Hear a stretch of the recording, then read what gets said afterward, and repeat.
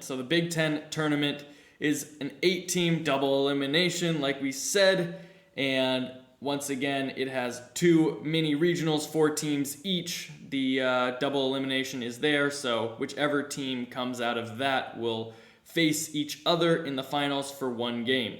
And right now, it feels like Maryland is in a good spot to be a top 8 seed if they can win a few games, maybe get a good run going. They definitely don't need to win the whole thing to be in a good spot to be a top 8 seed. But besides that, there aren't many other teams that have great potential upside of making the tournament. Rutgers is the only one that is probably in at this point. And if they win the tournament, who knows? They could be a host. It's definitely an option, especially if the committee decides to weight RPI a little bit less than they have previously. But besides that, it's a lot of bubble teams or teams that aren't even close to the bubble.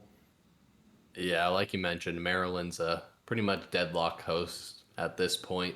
And then Rutgers looks like they're locked in for a tourney appearance. Going 0-2 here wouldn't be great, but I think they are probably in regardless.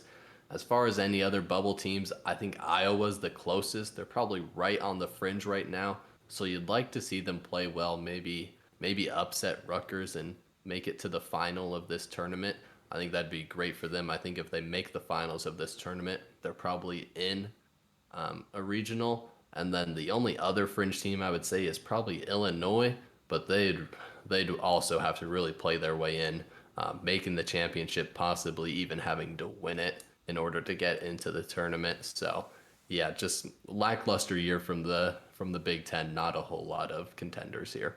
Yeah, like you said, Illinois would need to put together a pretty good run in order to make the tournament outright without winning the conference title. But besides that, I think the one of the better first round matchups. There aren't many just because there's a huge drop off in the Big Ten. I feel like Illinois versus Michigan, 4-5 game, has some implications with Illinois. Especially if they can put together a really good run. I mean, Michigan, you never know. They're a team that can get hot, but seems like at the moment they would need to win the whole thing to get into the NCAA tournament. But if the Illinois makes the final or obviously wins it, then they might be able to edge their way in.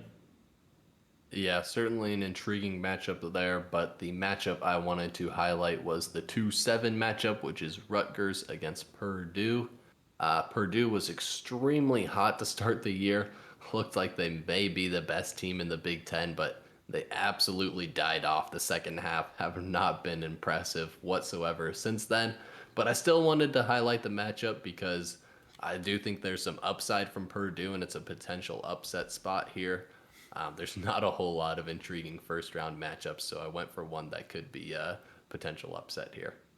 Yeah, definitely a potential upset. Purdue had such an amazing start that looked like they were outright ranked team and probably a regional team, but they completely fell off, like you said, and could be interesting if Rutgers can't get that done, but we'll see. For me, it's a pretty easy pick for this conference. Who's going to win the tournament with Maryland? But you never know. They could just not show up with the mentality that they need to win it in order to have a pretty good spot in the NCAA tournament. So there's always that on the line. Yeah, like you mentioned, hard to pick against Maryland here, but there is the possibility they don't take it as serious because they don't necessarily need it. But yeah, I picked Maryland to win this tournament because they are the most complete team and have completely dominated throughout the regular season here. Awesome. And with that, I think that wraps up the Power 5 conferences that have big tournament implications.